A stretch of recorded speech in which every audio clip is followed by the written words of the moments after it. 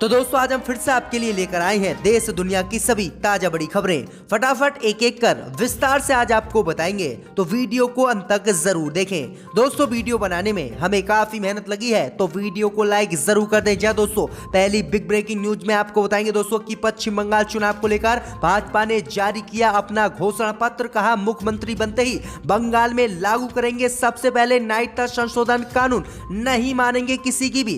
तो वहीं आपको दूसरी खबर में बताएंगे दोस्तों कि टीएमसी ने बीजेपी के घोषणा पत्र को बताया जुमला। कहा मोदी अमित शाह ने 15 लाख रुपए देने का भी किया था वादा, लेकिन आज तक किसी के खाते में नहीं आए 5 रुपए। तो वहीं आपको बताएंगे दोस्तों कि चीन से लगा मोदी अमित शाह को तगड़ा झटका। अमेरिका ने किया दावा, चीन ने भारत को दिया है धोखा। कैलाश रेंज पर दोबारा से चीन करेगा कब्जा और भारत पर करेगा बड़ा हमला, मोदी अमित शाह के छूटे पसीने।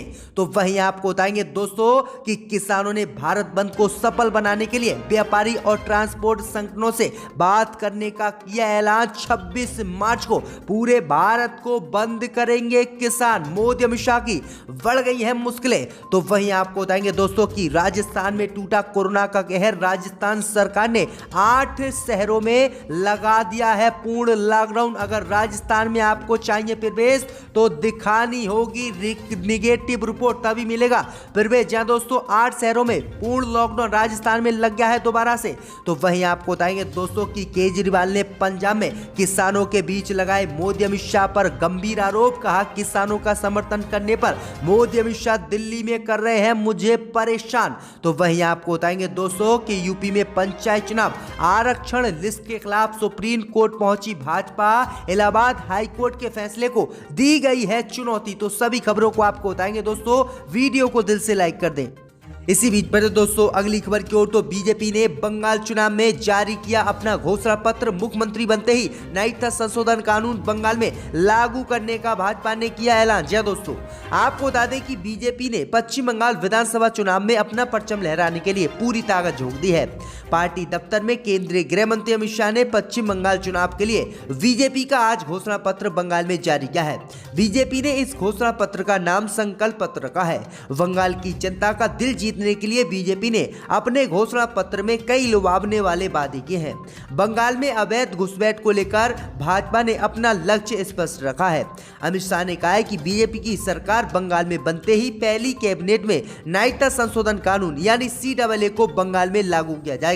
इसके अलावा महिलाओं को सरकारी नौकरी में 33% आरक्षण देने का भी भाजपा ने अपने घोषणा पत्र में बंगाल में दावा किया है। वहीं बंगाल में 3 नए एम्स अस्पताल बनाने का भी भाजपा ने वादा किया है और किसानों का जो बकाया पैसा किसान सम्मान निधि योजना का रह गया है उसको भी भाजपा ने देने का ऐलान किया है। इसी के साथ 11,000 करोड़ का सोनार बंगला फंड भी भाजपा ने बनाने का बंगाल में ऐलान किया है, जिससे बंगाल में साहित्य, कला, संस्कृति और सारी विधवाओं को प्रमोट किया जाएगा। वहीं आपको बता दें कि शरणार्थी परिवारों को 5 लाख तक का सालाना 10,000 रुपए केंद्र की मोदी सरकार DTBC के अनुसार प्रत्येक वर्ष देगी। वहीं आपको बता दें कि भाजपा ने ऐलान किया है कि जो है लड़कियों को PG तक की पढ़ाई मुफ्त कराई जाएगी और बसों में उनके लिए निःशुल्क यात्रा भी कराई जाएगी। तो ये बड़े वादे भाजपा ने अपने घोषणा पत्र में बंगाल में जारी किए हैं, वादे किए हैं। देखते हैं कि बंगाल की जनता कितना भाजपा पर विश्वास करती है। इसी बीच पर दोस्तों अगली खबर की ओर, तो टीएमसी ने बीजेपी के घोषणा पत्र को बताया जुमला। कहा मोदी अमित शाह है झूठे। जय दोस्तों आपको बता दें कि पश्चिम बंगाल के विधानसभा चुनाव को लेकर बीजेपी ने रविवार को अपना घोषणा पत्र जारी किया है। इसमें भाजपा ने कई बड़े बड़े वादे बंगाल की जनता से किए हैं। वहीं आपको बता दें कि बीजेपी के घोषणा पत्र के आने के बाद टीएमसी ने इस पर अपनी प्रतिक्रिया दी है। टीएमसी ने बीजेपी के घोषणा पत्र को जुमला बताया है।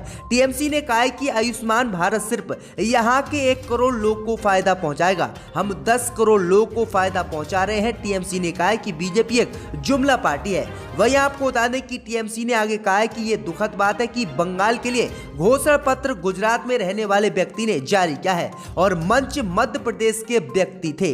इसका मतलब है कि बंगाल में भाजपा के लिए कोई योग्य व्यक्ति नहीं है जो बंगाल में भाजपा का घोषणा पत्र तक जारी कर सके। वहीं आगे टीएमसी ने महिलाओं को लेकर सबसे बड़ा ऐलान किया है। टीएमसी ने कहा है कि पश्चिम बंगाल में महिलाओं को सबसे ज्यादा सुविधा टीएमसी की सरकार ने दी है। आगे ममता बनर्जी ने कहा है कि बंगाल की महिलाओं की योजना के लिए राष्ट्रीय संघ ने भी तारीफ की है और उत्तर प्रदेश, गुजरात और दूसरे राज्यों में महिलाओं के साथ अपराध हो रहे हाथरस में जो हुआ उस पीड़िता को अभी तक भाजपा उत्तर प्रदेश में न्याय नहीं दिलवा सकी, लेकिन भाजपा अपनी जिम्मेदारी को छोड़कर यहां पर महिलाओं को बरकरार रही है। वहीं आगे ममता बनर्जी ने कहा है कि भाजपा ने जो घोषणा पत्र जारी किया है वह एक जुमला है और बंगाल में भाजपा नहीं जीतेगी, 100 सीट भी भाजपा यहां पर नहीं जीतेगी। वहीं आपको बता दें कि रविवार को केंद्रीय गृह मंत्री अमित शाह ने पश्चिम बंगाल के लिए बीजेपी का घोषणा पत्र जारी किया था और जो है मंच पर मध्य प्रदेश के मुख्यमंत्री सहित कई बड़े नेता शामिल थे, लेकिन पश्चिम बंगाल का कोई भी व्यक्ति घोषणा पत्र जारी होते समय मंच पर नहीं था। इसी को लेकर ममता बनर्जी ने यह बड़ा हमला भाजपा पर बोला है। इसी बीच पर दोस्तों अगली खबर की ओर तो अमेरिका ने किया खुलासा, चीन भारत को देगा धोखा, कैलाश रेंज पे भारत की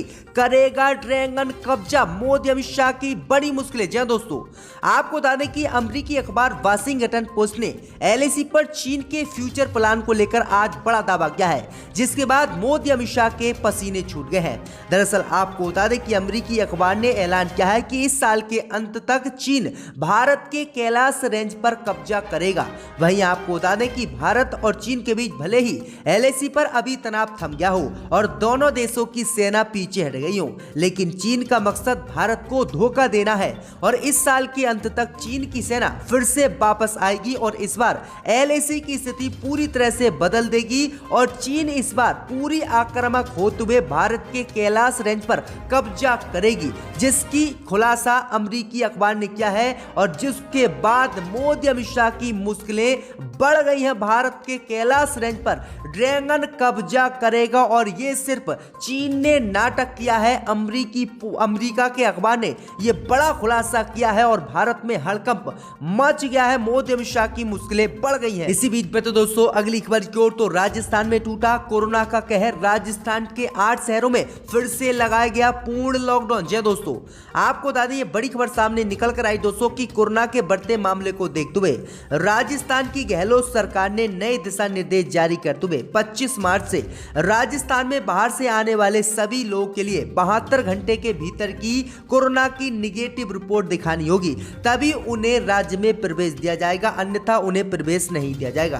भाई आपको बता दें कि अजमेर, भीलवाड़ा, जयपुर, जोधपुर, कोटा, उदयपुर, संगवाड़ा एवं कुशलगढ़ में रात 11 से प्रता सुबह तक जो है पूर्ण लॉकडाउन लगा दिया गया है और ये लॉकडाउन 25 मार्च से लगेगा और ये पूरे मार्च रहेगा।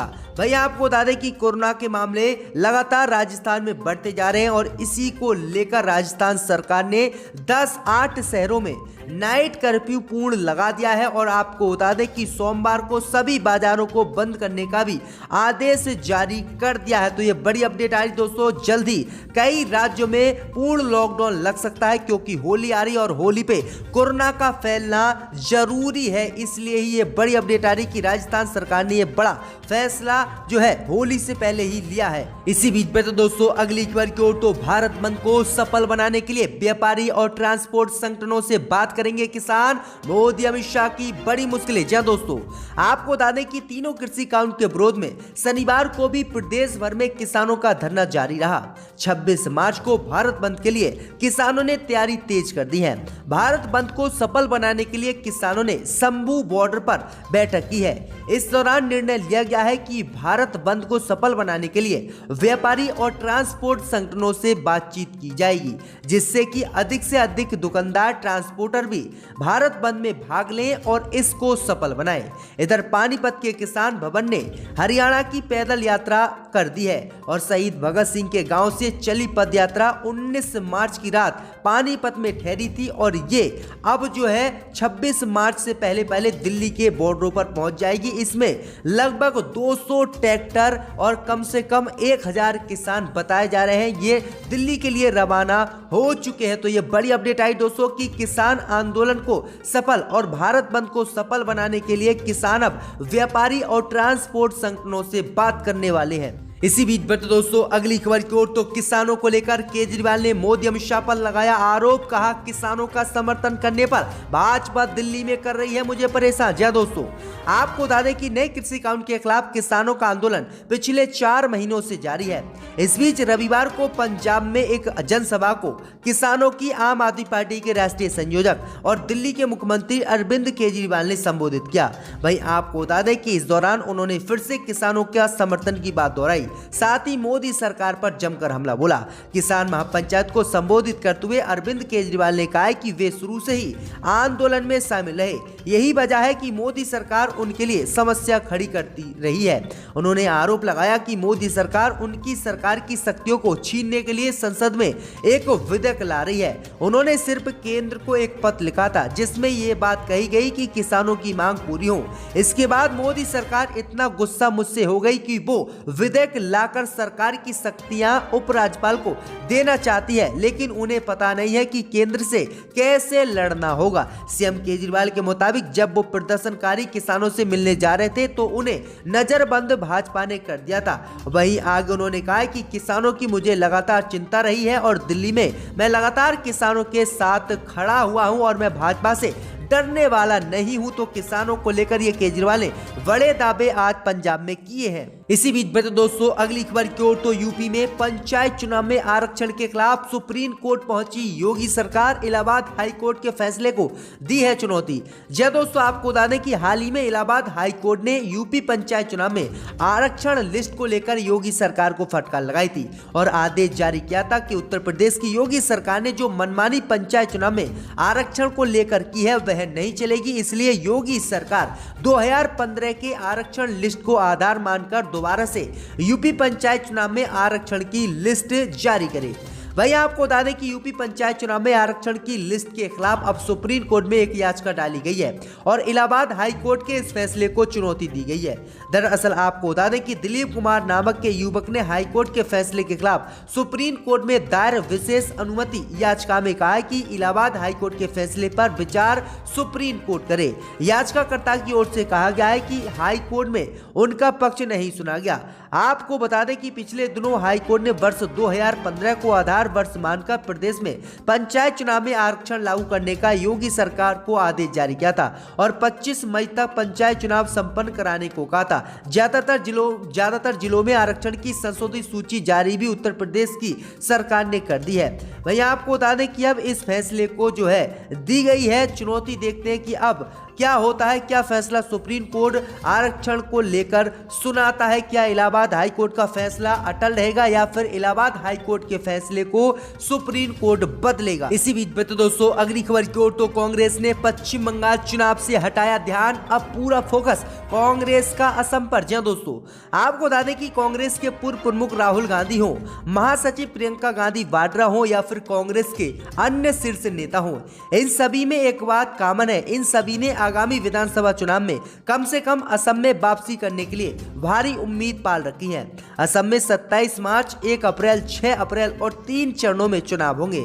असम में हमेशा एक संवेदनशील राज्य रहा है। यहाँ हर चुनाव में 2 मुख्य दलों के बीच कड़ी टक्कर रही है। इन चुनावों में कांग्रेस ने अपना पूरा ध्यान लगा रखा है। इस कारण वह पश्चिम बंगाल में भी ज्यादा कोशिश नहीं कर रही है। पश्चिम बंगाल में 27 मार्च से 29 अप्रैल के बीच 8 चरणों में चुनाव होंगे। इन दोनों ही राज्यों के नतीजे अन्य राज्यों के नतीजे के साथ घोषित किए जाएंगे। लेकिन आपको बता दें कि हर कोई कांग्रेस का मुख्यमंत्री हो या फिर बड़ा नेता हो, वह पश्चिम बंगाल को छोड़कर असम में जो है रैलियों को कर रहा है। इससे साफ संकेत जाता है कि कांग्रेस ने पश्चिम बंगाल चुनाव से अपना ध्यान हटा लिया है और वह असम को हर कीमत पर जीतना चाहती है। इसलिए पूरा फोकस राहुल गांधी ने असम में लगा दिया है। इसी बीच में तो दोस्तों अगली खबर की ओर, तो हरिद्वार कुंभ मेला में कोरोना का बड़ा खतरा। हर रोज 10 से 20 यात्री पाए जा रहे हैं कोरोना संक्रमित। जी दोस्तों, आपको बता दें कि हरिद्वार कुंभ में कोरोना के बढ़ते खतरे को देखते हुए अब लॉकडाउन लगाया जा सकता है। दरअसल आपको बता दें कि हरिद्वार कुंभ में कोरोना के बढ़ने का खतरा मंडराने लगा है और हरिद्वार में 10 से 20 तीर्थयात्री प्रत्येक दिन कोरोना संक्रमित पाए जा रहे हैं। केंद्र सरकार ने एक टीम भेजकर हरिद्वार का जायजा भी लिया है। टीम को रिपोर्ट के बाद हरिद्वार कुंभ मेले के दौरान कोरोना संक्रमण न फैले, इसे लेकर अब केंद्रीय स्वास्थ्य सचिव ने भी चिंता जाहिर की है। उन्होंने मेलों के दौरान संक्रमण को फैलने से रोकने के लिए सख्त कदम उठाने की बात कही है। साथ ही हरिद्वार में इस समय हो रही कोरोना टेस्टिंग की संख्या भी काफी कम बताई जा रही है। भाई आपको बता दें कि भाजपा अगर मुसलमानों का कोई त्योहार होता तो अब तक यहाँ लॉकडाउन लगा देती, लेकिन कुंभ का मेला चल रहा है, यहाँ पर प्रत्येक दिन 20 और 10 तीर्थयात्री कोरोना संक्रमित पाए जा रहे हैं और होली पर इससे भी अधिक पाए जा सकते हैं, लेकिन भाजपा इस पर रोक नहीं लगा रही है। तो ये दोहरा चरित्र भाजपा का सामने आ रहा है। जबकि ईद की नमाज पिछली साल नहीं पढ़ने दी गई थी और अब भी भाजपा लगातार कई गाँवों में मस्जिदों में लाउड स्पीकर लेकर पुलिस को भेज रही है और कह रही कि कोई भी नमाज ना पढ़े, मस्जिदों को दोबारा से बंद करे। तो ये बड़ी अपडेट आई दोस्तों। वो सब कौन से हम जानते हैं, मगर ये जिम्मेदारी सबकी है सर। और यकीनन जो अपोजिशन की तरफ से एहतजाज हो रहा था